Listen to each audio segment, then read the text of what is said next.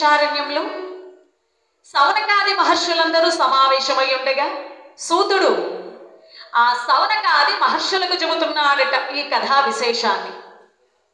పూర్వం పరీక్షిత్తుకి కలిపీడితుడై ఉన్నటువంటి పరీక్షిత్తుకి జ్ఞాన సముపార్జనను గావించుట కొరకై శుకయోగేంద్రుడు చెప్పినటువంటి కథాంశమే ఇది. భారత భాగవతాల్ని వ్యాసుడు రచించగా దానిని కుమారుడైన శుకుడికి చెప్పాడట. ఆ భాగవతాన్ని శుకుడు పరీక్షిత్తుకు చెప్పాడు. ఇక వైశంపాయనుడు ఇక జనమేజయునకు భారతాన్ని వివరించాడు. ఈ క్రమంగా ఈ యొక్క పురాణాన్ని సూతుడు సౌనకాది మహర్షులకు చెప్పాడంటూ ప్రారంభమవుతుంది. ఆ సౌనకాది మహర్షులందరూ చక్కగా వారికి కలిగినటువంటి సందేహాలను అడుగుతుంటే నివృత్తి చేస్తున్నాడట. పూర్వం తామసుడుకు వారి కాలంలో 4వ మనవాతడు చక్కగా ఈ భూమండలాన్ని పరిపాలన సాగిస్తున్నాడు. అతనికి హరిణి హరిమేదులనేటటువంటి దంపతులకు కుమారుడై పుట్టి హరిని ప్రార్థించి ఆ హరిలో ఐక్యమైనటువంటి ఆ యొక్క గజరాజు కథాంశమే ఈనాటి మన సత్కథాంశం. అందరూ కూడా భక్తి ప్రపత్తులతో ఆలకించి శ్రీ మహావిష్ణువు యొక్క కృపా కరుణ కటాక్షాలకు పాత్రులు కావాలి. ఎందుకంటే అనన్యా చింతయంతో మాం ఏ జనాః పర్యుపాసతే తేషాం నిత్యాభియుక్తానాం యోగక్షేమం వహామ్యహం అని అన్నాడు. ఎవరైతే అనునిత్యం నా స్మరణ గావిస్తుంటారో వారి యోగక్షేమాల్ని నేనే విచారిస్తానంటూ ఆ భగవంతుడు స్వయంగా తానే చెప్పి ఉన్నాడు. తనను స్మరించి తరించిన వారు ఎందరెందరో అందులోని గజరాజు యొక్క కథాంశం శ్రద్ధగా వినవయ్యా ఓ పరీక్షణ్ మహారాజా. రాజేంద్ర విను సుధా రాశిలోనొక పర్వతంబు త్రికోటంబనదనరు చూడు యోజనాయుధమున్నత పంపి అంత్య విడలు నతిశైలు చూడు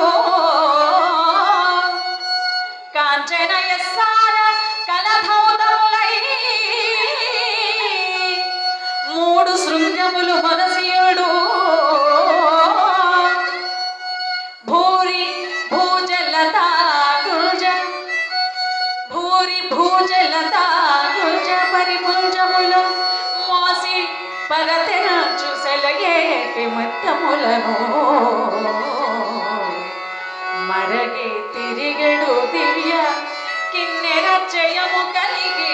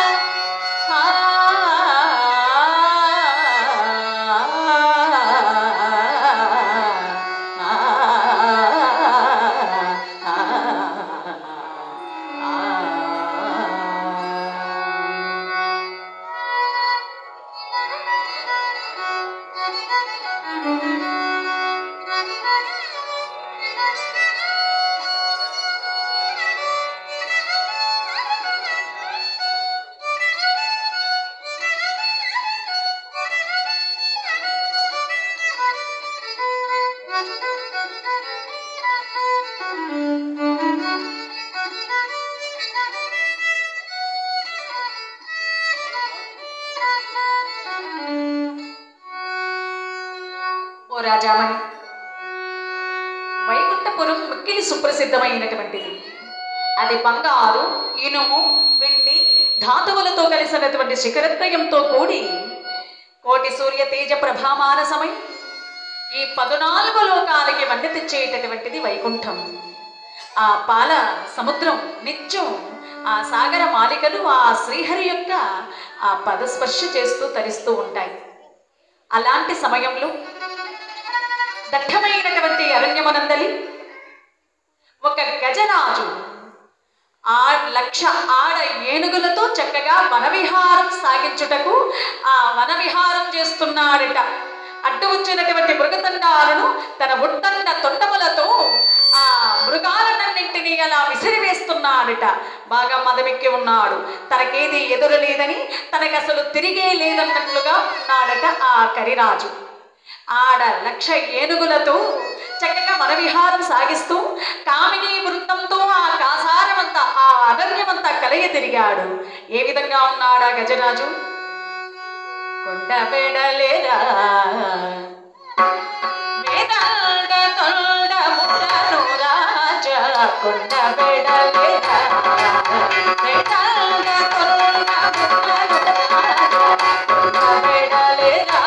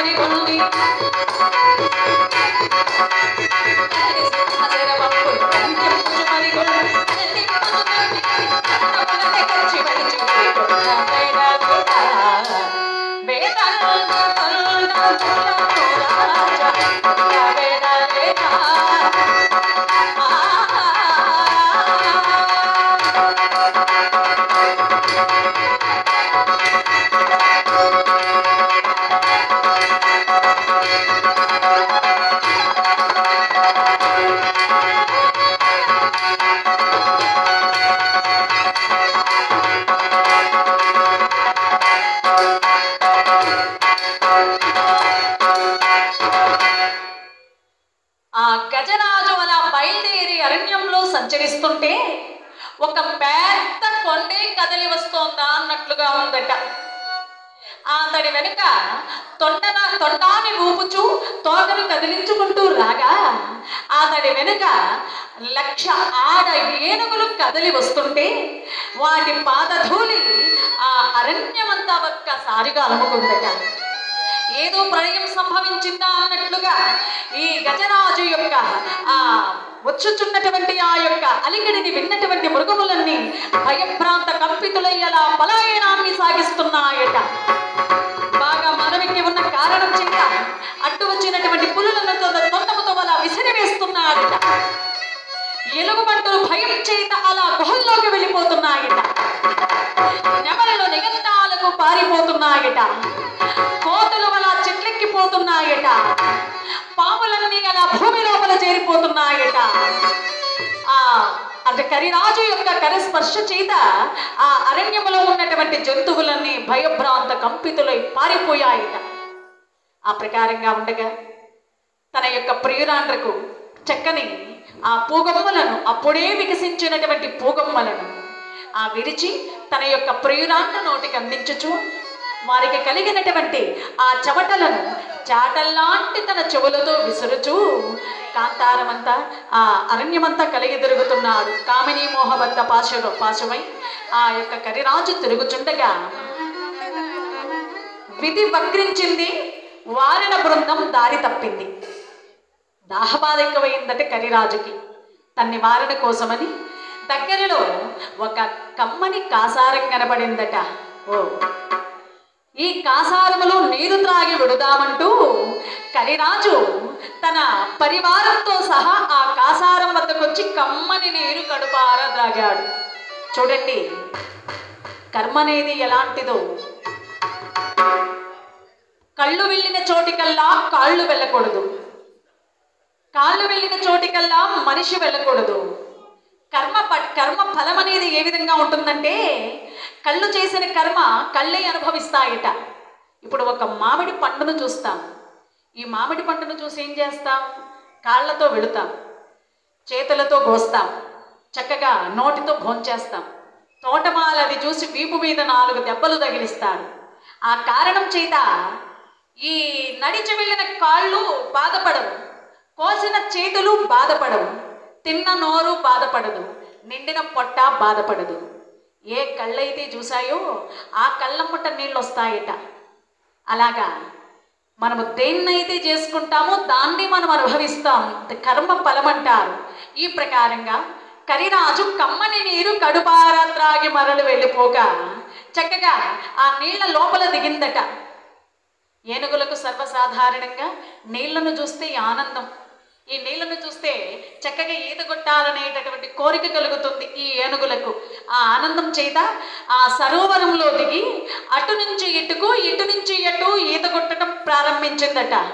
1 ఏనుగ, 2 ఏనుగుల, 1,00,000 ఏనుగుల సమూహంతో ఆ కరిరాజు ఆ యొక్క కాసారమంతా అలా అలా ఈత కొడుతున్నటువంటి తరుణంలో ఆ కాసారములో ఉన్నటువంటి ఆ జలచరువులన్నీ కరిరాజు కాలి క్రింద పడి నలి వెళ్ళిపోతున్నాయట. కొన్ని మరణిస్తున్నాయి. ఆ కరిరాజు యొక్క పాద స్పర్శ చేత ఆ కొలనంతా గందరగోళమైపోయిందట. ప్రశాంతమైనటువంటి ఆ యొక్క కొలనును బురద చేత భయానకంగా చేశాడట ఈతడు. ఈ ప్రకారంగా ఆ తన యొక్క భార్యల సమూహంతో ఒకదానితో ఒకటి మరి పోటీ పెట్టుకుని మరి ఈదుతున్నాయట. ఇలా ఈదుతున్నటువంటి ఆ తరుణంలో ఎక్కడో ఒక మూలన శాపగ్రస్తమై పడి ఉన్నటువంటి ఒక మొసలి ఒక్కసారిగా నిద్ర నుంచి మేల్కొని ఏదో ప్రళయం సంభవిస్తోందనుకునిందట. ఆ యొక్క ఏనుగుల సమూహం అలా విహరిస్తుండగా ప్రళయం ఏదో సంభవిస్తుందని ఒక్కసారిగా ఉలిక్కి పనిలేచినటువంటి ఆ యొక్క ముసలి తన యొక్క తోకను ఝాడించుకుంటూ వచ్చి అలా ఆ యొక్క ఏనుగు యొక్క ముందరి కాలును పట్టిందట.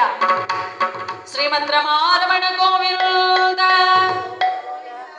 ఆంజనేయ వరద గోవింద, ప్రహ్లాద వరద గోవింద.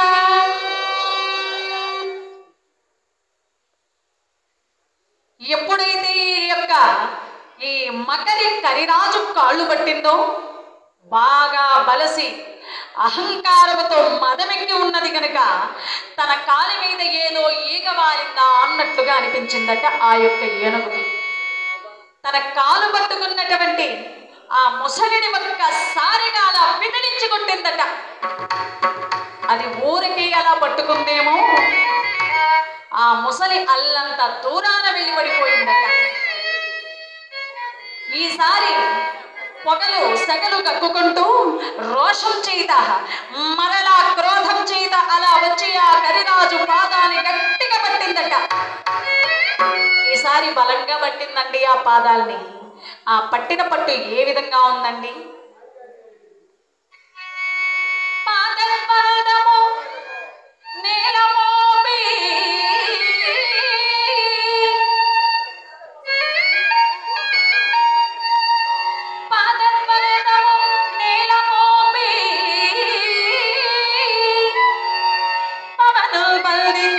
పంచాంద్రియోగమాదంబు పరిమార్చి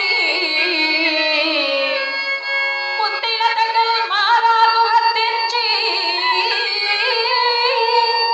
నిష్కేత బ్రహ్మ పదావలంబునంగృతి క్రీడించి యోగేంద్రుడి మర్యాదనతిక్రమించు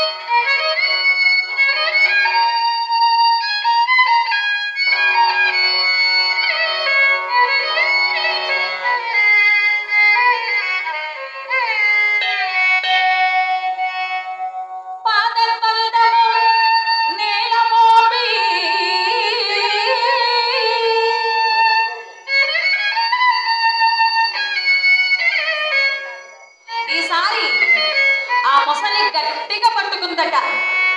ఏ విధంగా పట్టుకుందండి?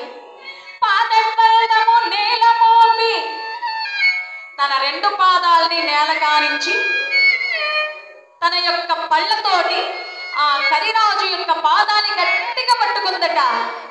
పవనం బంధించి పంచేంద్రియోదాన్మాదము పరిమార్చి బుద్ధిలతకు మారాకు హత్తించి నిష్కేద బ్రహ్మ పదావలంబునన్ గతి క్రీడించి యోగేంద్రుడి మర్యాదను అతిక్రమించు. ఏ విధంగా పట్టిందంటే తన రెండు పాదాలు ముందరి కానించి తన పళ్ళతో ఆ యొక్క కాలిని గట్టిగా పట్టిందట. కమ్మరి తన యొక్క ఇనుప ముక్కను తన పట్టుకర్రతో ఏ విధంగానైతే గట్టిగా పట్టుకున్నాడో ఆ విధంగా పట్టిందట తన పట్టు. ఈసారి ఆ గజరాజు ఆ ముసలి పట్టును విడిపించుకోలేకపోయాడట.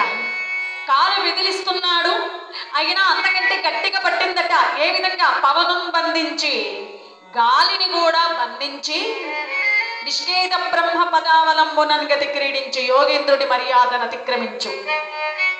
అంటే బ్రహ్మ సాక్షాత్కారం కోసం ఒక యోగేంద్రుడు ఏ విధంగానైతే తన పంచేంద్రియాలను చక్కగా బంధించి గాలిని సైతం ఆపి ఆ స్వామి కోసం సాక్షాత్కారం కోసం ఏ విధంగా పరితపిస్తాడు, ఆ విధంగా ఉందట ముసలి స్థితి.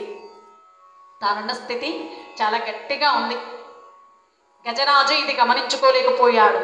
బలంగా ఉన్నానుగా, ఇది ఎంతలే అనుకున్నాడు. చూడండి, బలంగా ఉన్నప్పుడు ఏది తనను కొరకతీయదని గట్టి నమ్మకంతో ఉంటాడు మనిషి. బలం ఒడిగిపోయిందంటే అన్నీ కష్టాలుగానే కనిపిస్తాయి. చిన్న చిన్న విషయాలు కూడా కష్టాలుగానే కనిపిస్తాయి. సంపద ఉన్నప్పుడు ఏది మనకు కనపడదు. ఆ ప్రకారంగా ఎంత విధించినా కానీ ఆ ముసలి యొక్క బారి నుంచి తప్పించుకోలేకపోయాడండి కరిరాజు. ఆహా, ఏమి విచిత్రం!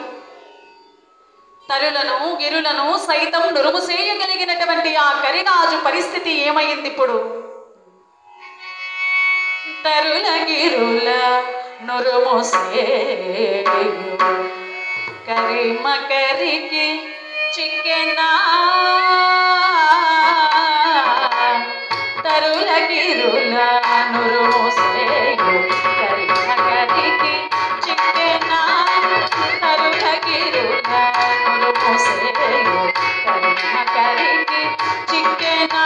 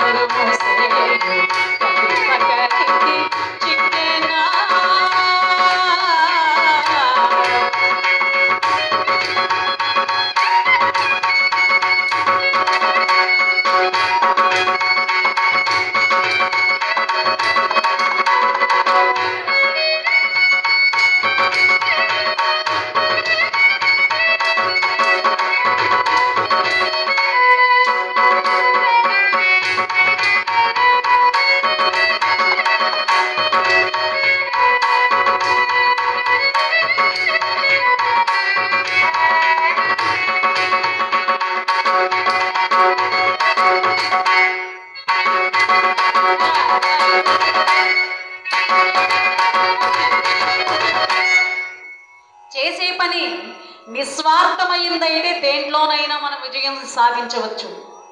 ముసలి యొక్క పట్టు చాలా బలంగా ఉంది అంటే గట్టి నమ్మకంతో పట్టింది.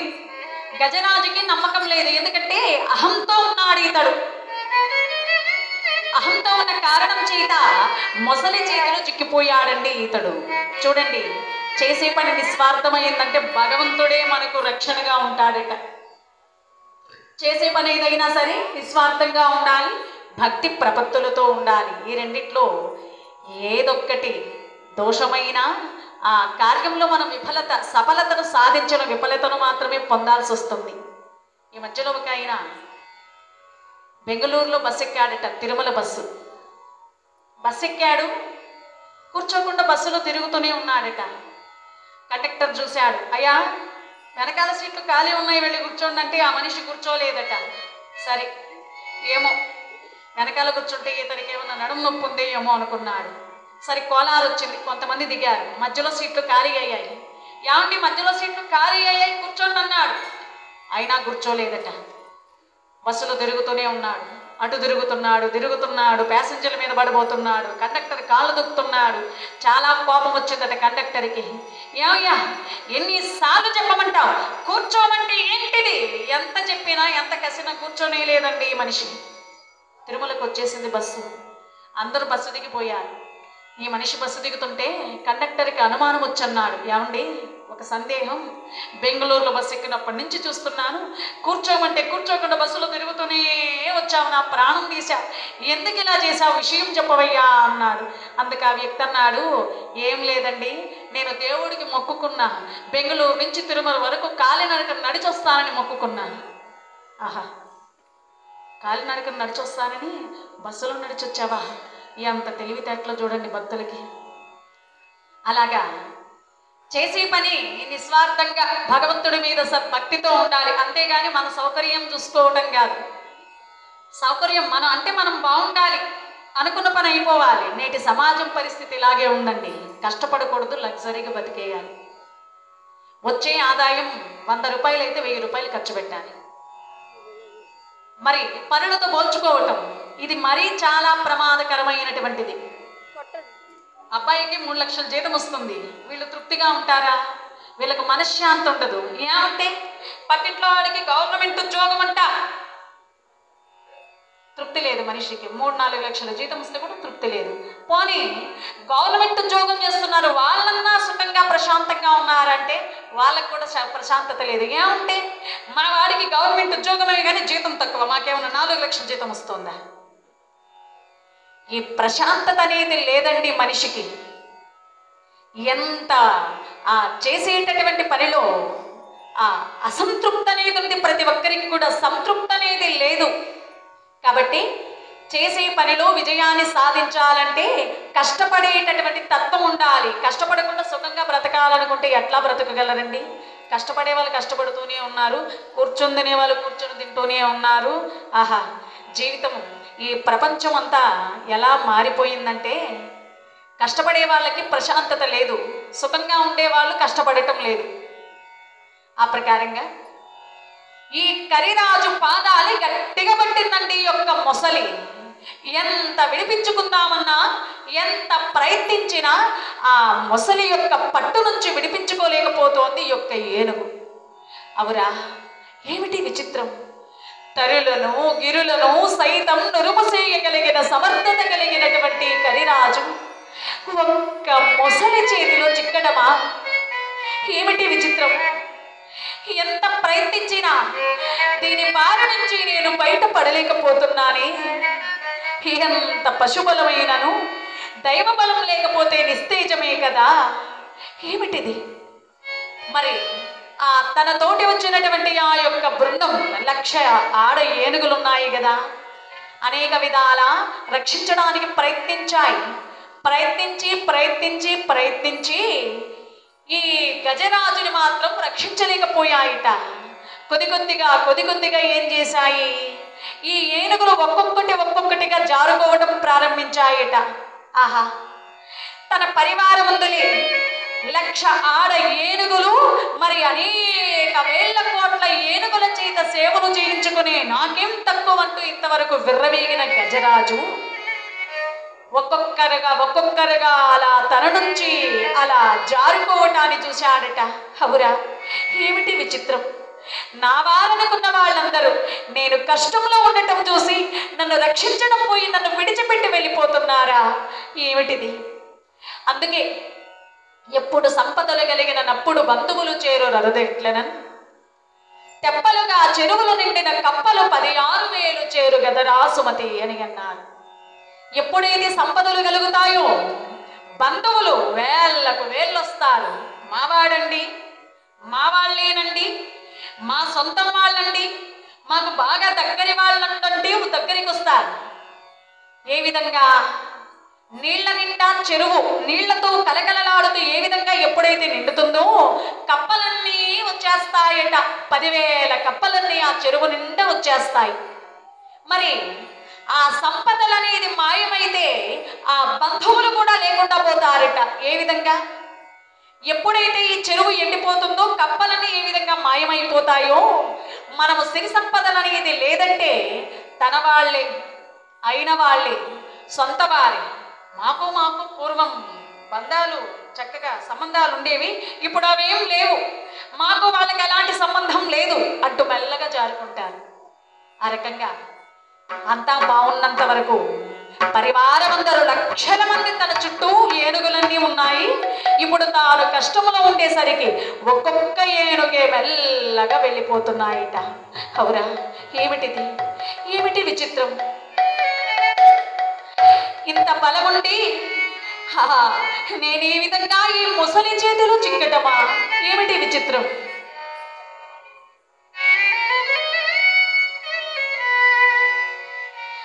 ఏ రూపంబునది నిగెల్తో ఇక మీదే వేల్పు చింతిలుదు.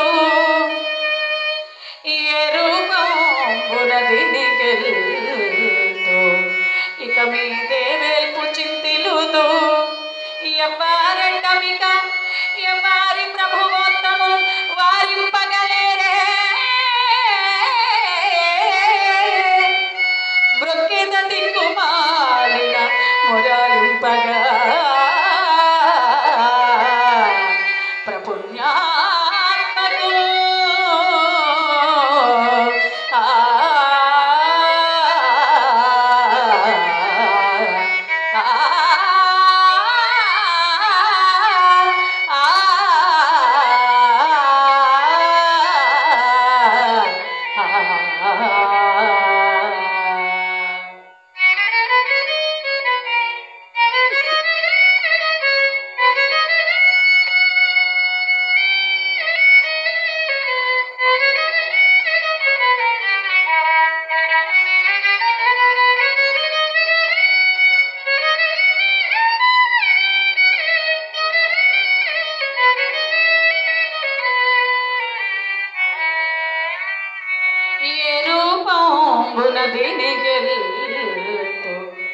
ఇక మీదే వేల్పు చింతిలుదు.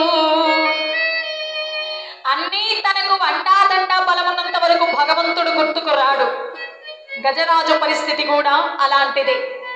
అంతవరకు భగవంతుడంటే ఏమిటో తెలియదాతడికి. కష్టాల కడలిలో చిక్కుకున్నప్పుడే దైవం అంటూ ఒకడున్నాడనే విషయం జ్ఞప్తికొస్తుంది ఎలాంటి వారికైనా. ఆ కష్టాల్లో లేనప్పుడు కూడా, సుఖంగా ఉన్నప్పుడు కూడా భగవంతుని తలుచుకోవటమే మన సంస్కారం. మనం పరమాత్మలో నుంచి విడిపడి జీవాత్మగా ఈ లోకానికి వస్తున్నాం. మన లక్ష్యం ఏమిటి? తిరిగి భగవంతుని చేరుకోవడానికి ప్రయత్నించాలి మనం అనుక్షణం. అయితే ఈ సంసార భవ బంధాలలో చిక్కుకొని అంతా నావే అన్నీ నావేనంటూ ఆ అజ్ఞానంలో ఆ పాశంలో చిక్కుకొని సర్వం నావేనంటూ అనేటటువంటి భ్రమలో బ్రతికేస్తున్నారు ఈ మానవుడు. ఏది నీది కాదు. నీవు కట్టుకున్న ఇల్లు వాకిలి పరుల పాలు, నువ్వు సంపాదించిన ధన ధాన్యాలు బిడ్డల పాలు, నీ యొక్క ఊపిరి యముడి పాలు, నీ హస్తలు గంగ పాలు, నీ యొక్క శరీరం అగ్గిపాలు, నీ కొడుకు పెట్టిన పిండం కాకుల పాలు. శాశ్వతంగా ఏముంది నీతో పాటుగా? నీకంటూ శాశ్వతమైంది ఏది లేదు ప్రపంచంలో. నీదంటూ ఏదైనా ఈ ప్రపంచంలో ఉందంటే అది కేవలం నీ కర్మ ఫలం మాత్రమే. చేసిన కర్మ అది పుణ్యమైనా కావచ్చు, పాపమైనా కావచ్చు, ఆ కర్మ ఫలం తప్ప మరి ఏది ఈ లోకంలో నుంచి ఈ లోకానికి నువ్వు తీసుకురాలేదు, ఈ లోకంలో నుంచి నువ్వు తీసుకువెళ్ళటం లేదు. అందుకేనన్నారండి, తల్లి గర్భము నుంచి ధనము తేడెవ్వడు, వెళ్ళిపోయడి నాడు వెంటరాడు. లక్షాధికారి అయిన లవణమనమి గాని మెరుగు బంగారము మృగమోడు. వింత మార్జన చేసి బిర్ర బీగుటే కానీ కూడబెట్టిన సొమ్ము కుడుమోడు. పొందుగా మేలైన భూమి లోపల దాన ధర్మములు లేక దాచి తుదకు దొంగల కిందువో దొరల పాలవునో.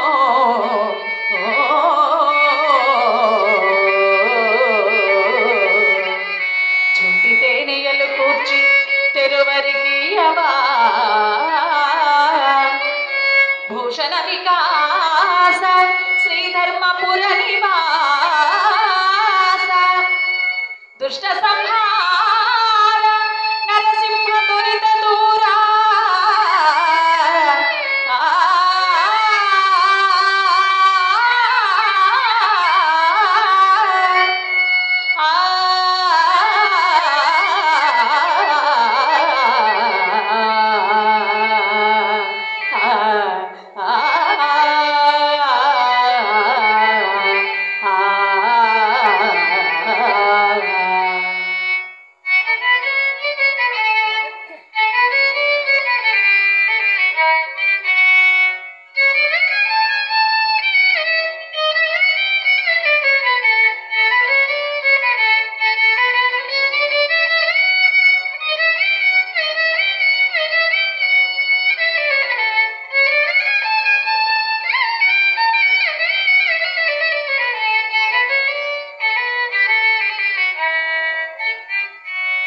తల్లి గర్భము నుంచి ధనము తేడెవ్వడు, వెళ్ళిపోయేడి నాడు వెంట రాదు.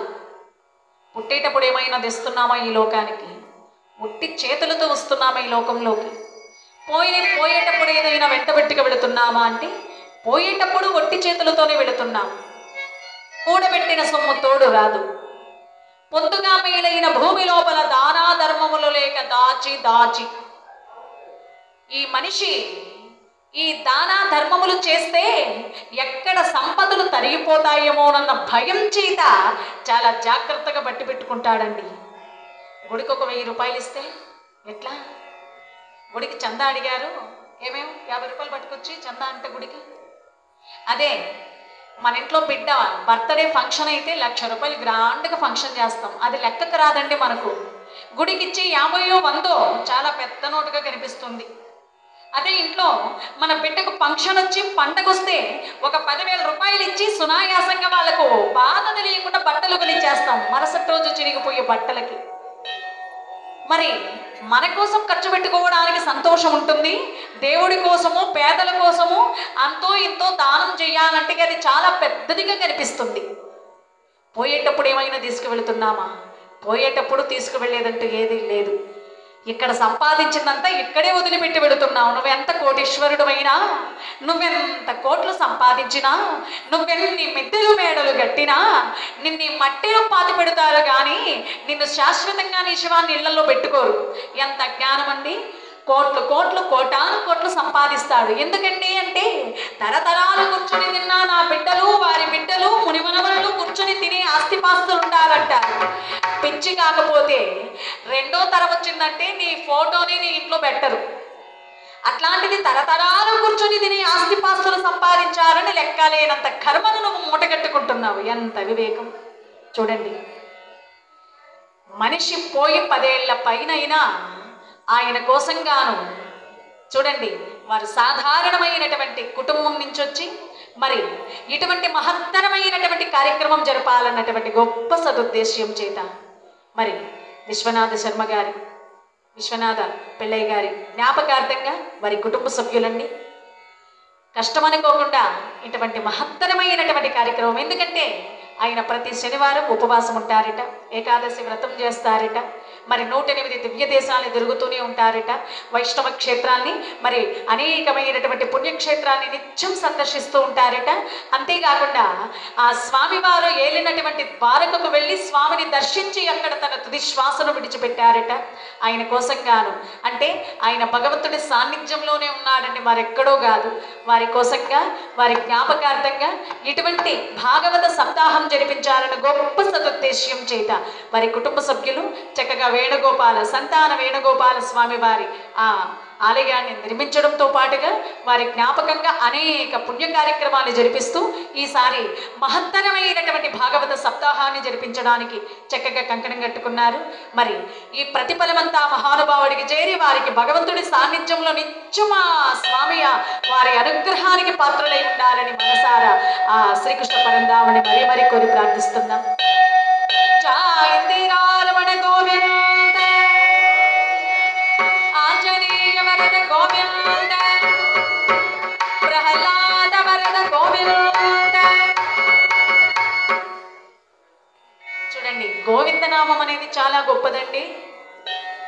యత్ఫలం నాస్తి తపనా యోగేన తత్ఫలం లభతే సమ్యక్ కేశవ కీర్తనాత్. పూర్వం తపస్సు వల్ల పుణ్యాన్ని పొందేవారండి, తదుపరి యోగం చేత పుణ్యాన్ని పొందేవారు, తదుపరి దానా ధర్మముల చేత పుణ్యాన్ని సంపాదించేవారు. మరిప్పుడు కేవలం కలికాలంలో హరినామస్మరణ చేత పుణ్యాన్ని పొందవచ్చునట. కలౌ స్మరణాన్ముక్తి అని అన్నారు.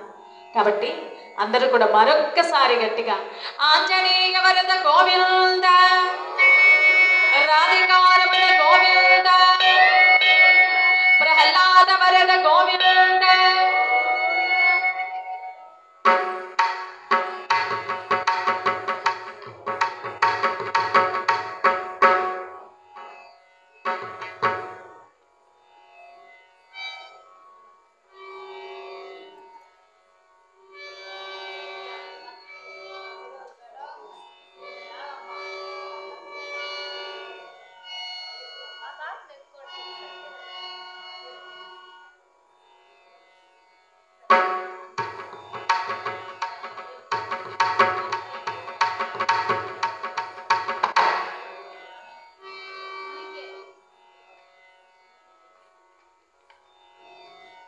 ముకుందమ్మ గారండి, భక్తురాలు, సహృదయురాలు ముకుందమ్మ గారు తన మనవరాలైన చిరంజీవి లేఖ్య ఈ పుణ్యకాల ఘట్టంలో ఆ చిరంజీవి జన్మదినమట.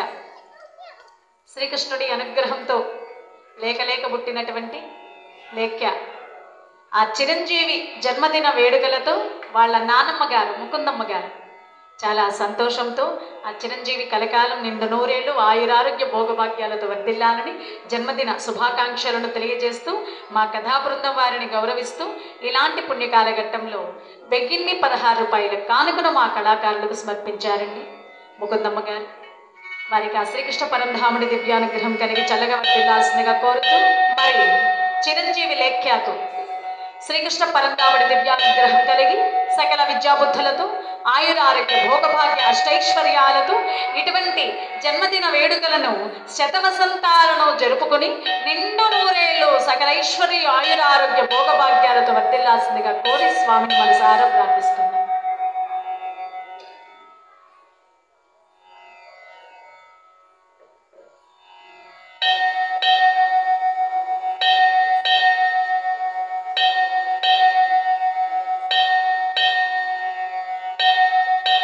అలాగే తులసి ప్రకాష్ గారు, చిరంజీవి గారు, వారి తండ్రి గారు అయినటువంటి స్వర్గీయ బాలసుబ్రహ్మణ్యం గారండి, బాలసుబ్రహ్మణ్యం పిళ్ళయ్య గారు తండ్రి గారి జ్ఞాపకార్థంగా రామ్నగరి కాలనీ వాస్తవ్యులైనటువంటి బాలకృష్ణ పిళ్ళయ్య గారి, బాలసుబ్రహ్మణ్యం పిళ్ళయ్య గారి జ్ఞాపకార్థంగా వారి కుమారుడైన తులసి ప్రకాష్ గారు, చిరంజీవి గారు ఈ పుణ్యకాల ఘట్టంలో గజేంద్ర మోక్ష పుణ్యకాల శుభ సందర్భం నందలి 516 రూపాయల కానుకను మా కళా బృందానికి కానుకగా సమర్పించారు.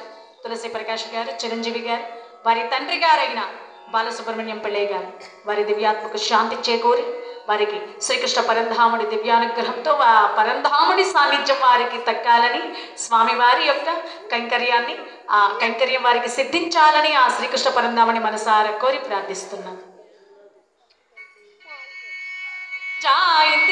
రమణ గోవింద. గట్టిగా అండి చూడండి, గోవిందనామాని గట్టిగా అనాలట. ఎందుకంటే ఈ శరీరం అనేటటువంటి చెట్టు మీద పాపపు కాకులు అనేవి వాలుతాయట. ఈ పాపపు కాకులు మెల్లగా అస్సు ఇస్సు అంటే పోవట. గట్టిగా గోవిందనామ స్మరణ చేస్తే ఆ శబ్దానికి ఎగిరిపోతాయట ఈ పాపపు కాకులు. కాబట్టి మరొక్కసారి అందరూ కూడా రాధికారమణ గోవింద, అక్రూర వరద గోవింద, లక్ష్మీరమణ గోవింద. ఆ గోవిందనామాన్ని వింటే మనసుకు చాలా ప్రశాంతత చేకూరుతుందండి. గోవిందనామాన్ని వీణులు విందుగా వింటే మనసుకు ఎక్కడ లేని ఆనందం, హరిదాసులకు ఎక్కడ లేని ఉత్సాహం వస్తుందట. కాబట్టి మీ అందరికీ కూడా శ్రీకృష్ణ భగవానుడి దివ్యానుగ్రహం కలగాలని, మరి ముఖ్యంగా కార్తీక మాసం చాలా శుభప్రదమైనటువంటి మాసం ఇది. ఆ శివుడి అనుగ్రహంతో పాటుగా మరి ఆ వరదరాజస్వామి వారి అనుగ్రహం, ఇద్దరి దివ్యానుగ్రహం కలిగి అందరూ కూడా సకల ఐశ్వర్యాలతో వర్ధిల్లాల్సిందిగా కోరి మరీ ప్రార్థిస్తున్నాం. అలాంటి అశాశ్వతమైనటువంటి జీవితాన్ని మనం గడుపుతున్నాం. అందుకే అన్నమాచార్యులు వారన్నారండి, నానాటి బ్రతుకు నాటకము కానక కానది కైవల్యము, నానాటి బ్రతుకు నాటకము కానక కానది కైవల్యము, నానాటి బ్రతుకు నాటకము.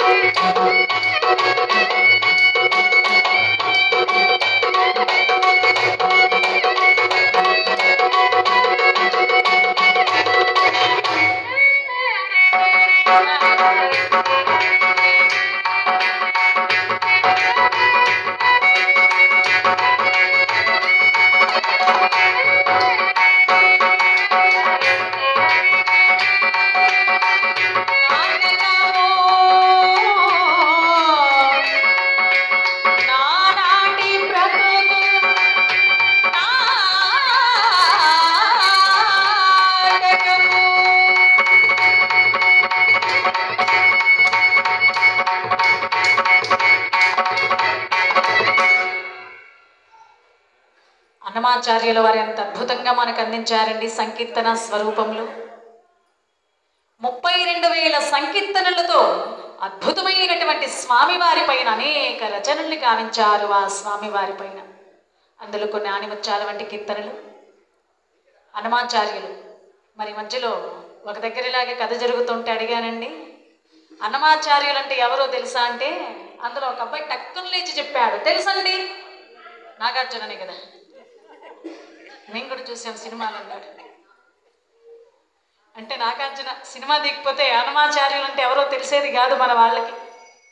ఎంత గొప్పగా అంటే ఇలాంటి పురాణాన్ని కథల్ని ఇప్పటి నుంచి మన పిల్లలకు వినిపించకపోతే, ఒకప్పట్లో రామాయణం జరిగిందట, రాముడు అనేటటువంటి వాడు చక్కగా రాజ్యపాలన గావించాడట, భారతం జరిగిందట, పాండవులనే వాళ్ళట అనే విషయం మనకు చెప్పుకొస్తారు. ఇక తర్వాత కాలంలో ఇప్పటి నుంచి మన పిల్లలకి ఇటువంటి భారత భాగవత రామాయణాలు వినిపించాలి. ఇలా వినిపించకపోతే ఇలాంటి వాళ్ళు ఉన్నారనే విషయము, ఉన్నారట అనే విషయాన్ని చెప్పుకుంటారు. కాబట్టి చక్కగా మా పిల్లలు అమ్మాయిలు అందరూ కూడా శ్రద్ధగా ఈ కార్యక్రమానికి వస్తున్నారు. చాలా సంతోషం. మరి అర్థమవుతుందో లేదో నాకైతే తెలియదు. అర్థమవుతుందని అనుకుంటున్నాను. అర్థమవుతోంది. అర్థమైతే సంతోషం. అర్థం కాలేదంటే, అర్థమే అయిందంటే కష్టం కదా. ఒక ఆయన కూతుర్ని చెన్నైలో ఇచ్చాడట. ఈయనకి తెలుగు మాత్రమే వచ్చి తమిళ్ రాదు. సరే ఇంటికి వెళ్దామని బస్ స్టాండ్కి వస్తే బస్సులు లేవట. ఎక్కడెక్కడైనా రూమ్ తీసుకొని లాడ్జీలో తెల్లవారికి వెళ్దామని హోటల్లో రూమ్ ఉందా అని అడిగాడు. ఉంది అంటానికి ఏమంటాడు ఆయన? తమిళ్లో ఇరుక్కు అన్నాడు. తెలుగులో ఇరుక్కు అంటే ఇరుగ్గా ఉందని అర్థం. ఈ వ్యక్తికి నచ్చలేదట. ఏంటి 1000 రూపాయలు ఇచ్చి ఇరుకు గదులు పడుకోవాలి, నేను అక్కర్లేదన్నాడు. పక్కన హోటల్కి వచ్చి అడిగాడు. ఆయన ఇరుక్కే అన్నాడు. మళ్ళీ ఇరుకైతే అక్కర్లేదని బస్ స్టాండ్ వచ్చి పడుకున్నాడట. సరే తెల్లవారితో బస్సుకి పోదాం అనుకున్నాడు. కండక్టర్ని వచ్చి అడిగాడు, ఇది తిరుపతికి పోతుందా అని అడిగాడు. పోతుందన్నాడు. ఏమని తమిళ్లో ఏమని చెప్పాడు ఈయన? పోదు. పోదా? మరి తిరుపతి అని అరుస్తున్నాడు ఈయన. అడిగితే పోదంటున్నాడే. పోదేమో అని అనుకొని ఆ రోజు తెల్లవారి నుంచి సాయంకాలం వరకు అక్కడే పడున్నాడు పాప మా మనిషి.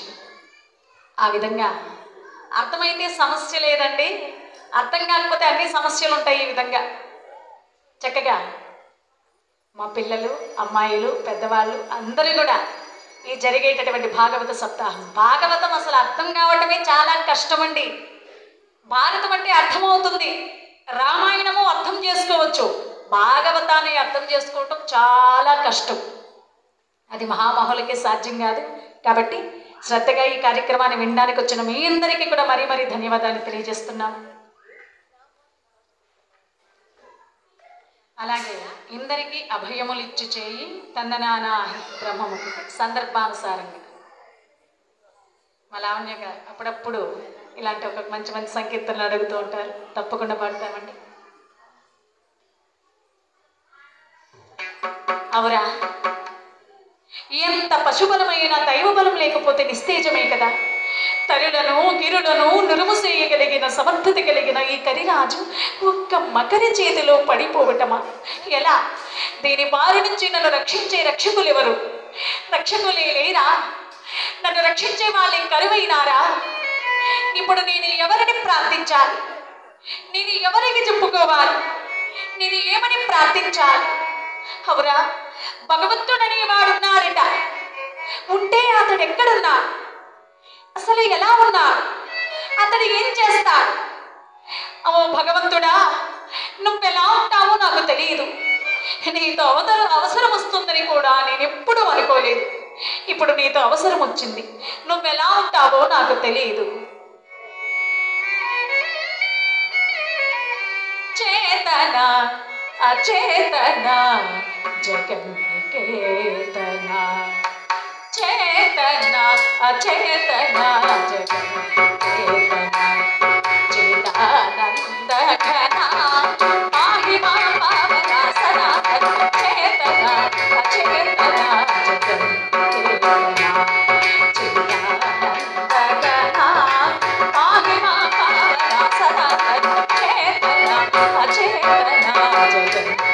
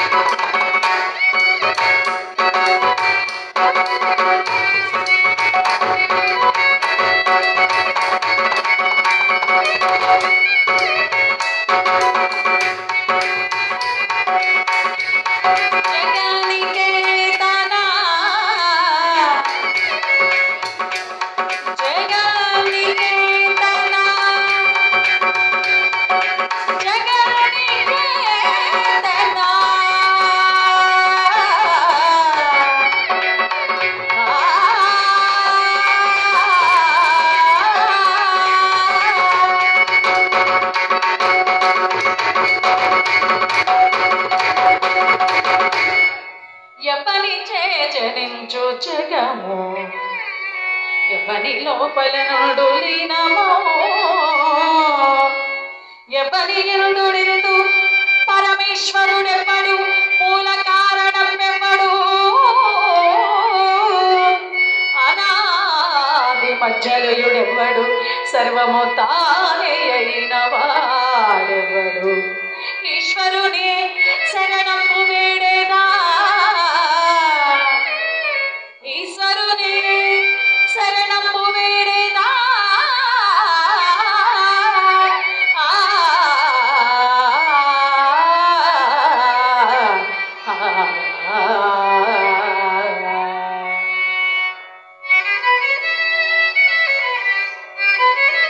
ఎవనిచే జనించు జగము ఎవ్వని లోపల నుండు లీనము ఎవ్వని ఎందుడిందు పరమేశ్వరుడెవ్వడు మూల కారణెవ్వడు అనాది మధ్యలోయుడెవ్వడు సర్వము తానే అయిన వాడెవ్వడు.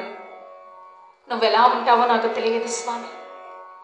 సకల చరాచర జగత్తంతా నీవే పరిపాలిస్తుంటావట, జగత్తులోనే నీ ఉంటావట, ఈ జగాలకన్నటికీ నీవే మూల కారకుడవట, పుట్టుక లేని వాడవు చావు లేని వాడవట, సృష్టి స్థితి లయాలకు ఆధారభూతుడవట. అటువంటి నీకు నేను శరణు వేడుతున్నాను, నన్ను రక్షించు ప్రభు, నన్ను రక్షించు అంటూ వేడుకుంటున్నాడు. ఈ కరీనా మొసలి మాత్రం లాగుతోందట నీళ్ల లోపలికి, ఏనుగు వల్ల బయటికి లాగుతోందట. అలా ముసలి లోపలికి ఏనుగు బయటికి ఈ విధంగా దివారాత్రములు పోరు సాగింది. ఆ పోరు 1, 2 కాదు, 1000 సంవత్సరాల కాలం జరిగిందట ఆ పోరు. ఆ పోరులో యువరాజు శౌర్యం బహుళపక్ష చంద్రుడి మాటికి అలా కృషించిపోయిందట. కృషించి నీరసించిపోయి ఆ ముసలిని జయించలేమని అర్థమైపోయింది అతడికి. ముసలినికి జయించలేనని, నీవు తప్ప ఇక నాకు వేరే దిక్కు లేదు, నీవు తప్ప నన్ను రక్షించే అంతర్ధాన పరాయణుడు లేడు, నీవు తప్ప నన్ను ఎవరు రక్షిస్తారు స్వామి? కరుణాచరివో జగమేలు హరి గజమునేలా రావా మొరవినవ. కరుణాచరివో జగమేలు హరి గజమునేలా రావా మొరవినవ. కరుణాచరి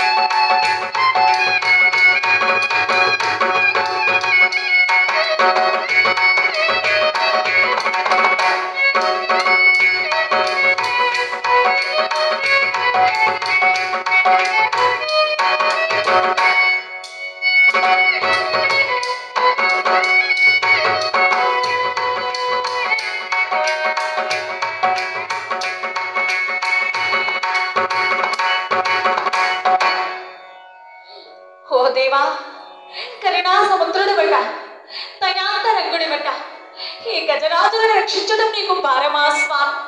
సకల భూమన మనమండలాన్ని పరిపాలించేటటువంటి నీకు ఈ అంతర్ధాన పరాయణుడైనటువంటి గజరాజును రక్షించలేవా? భగవంతుడనేవాడు అసలున్నాడా? ఉంటే అసలు నన్ను ఎందుకు రక్షించడు, అసలు ఎలా రాడు అనేటటువంటి సందేహం మేఘాలముకున్నాయట గజరాజుకి. కలడందురు దీనుల ఎడా,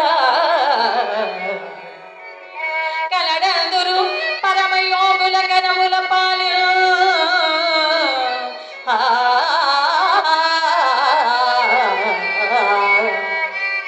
కలడు కలడనిడి వాడు కలడో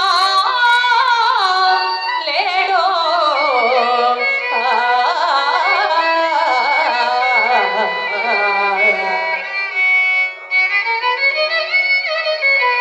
అసలు భగవంతుడే వాడున్నాడా?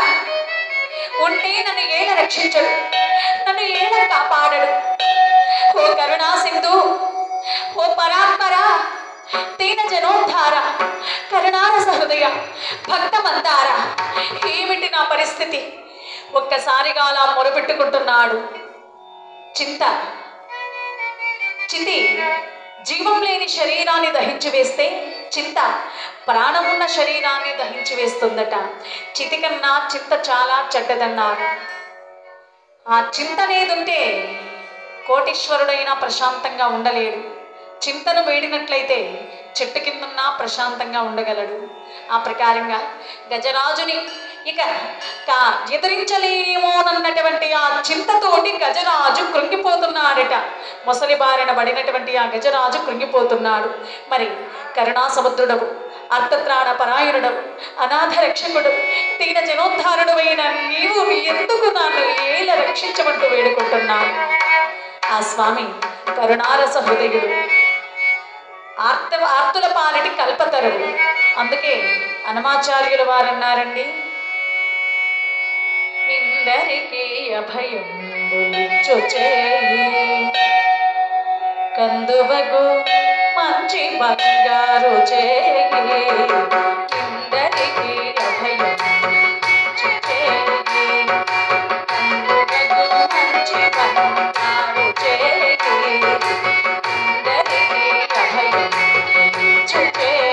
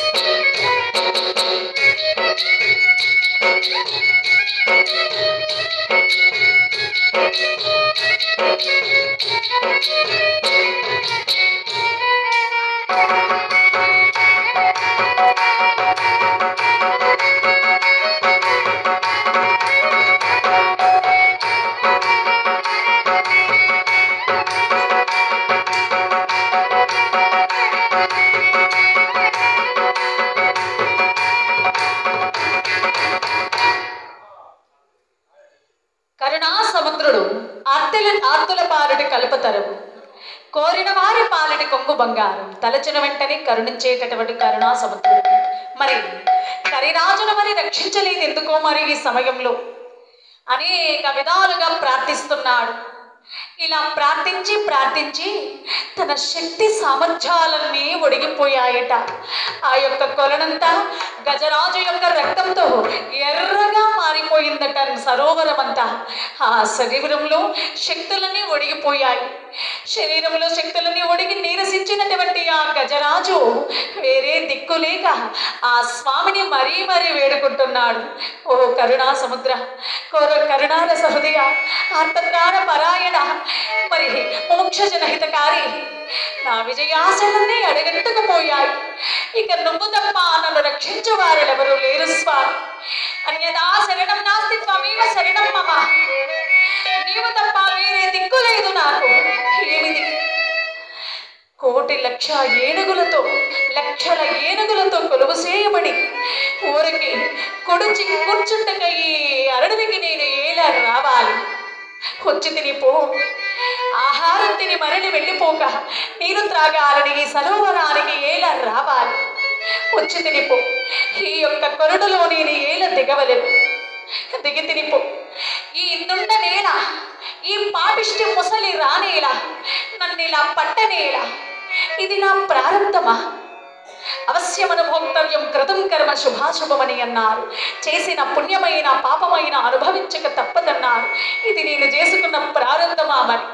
లేక ఏల నన్ను రక్షించవు, ఏల నన్ను కాపాడవు అంటూ ఆ స్వామివారిని అనేక రీతులుగా ప్రార్థిస్తున్నాడు.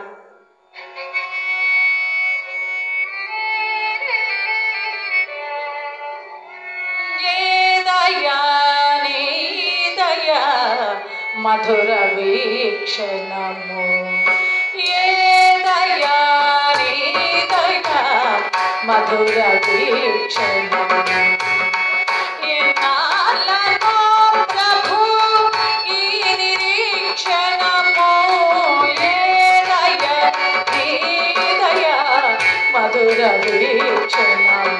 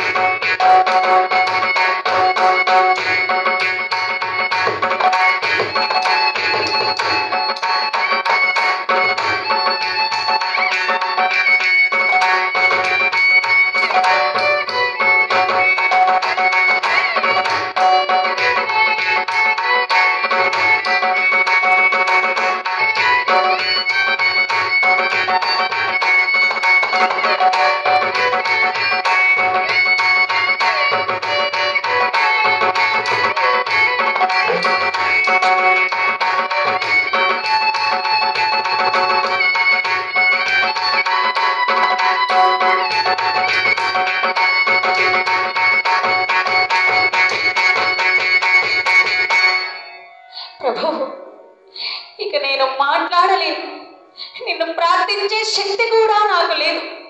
ఇక నేను రక్షించకపోతే నాకు చావు తప్ప వేరే మార్గమే లేదు స్వామి.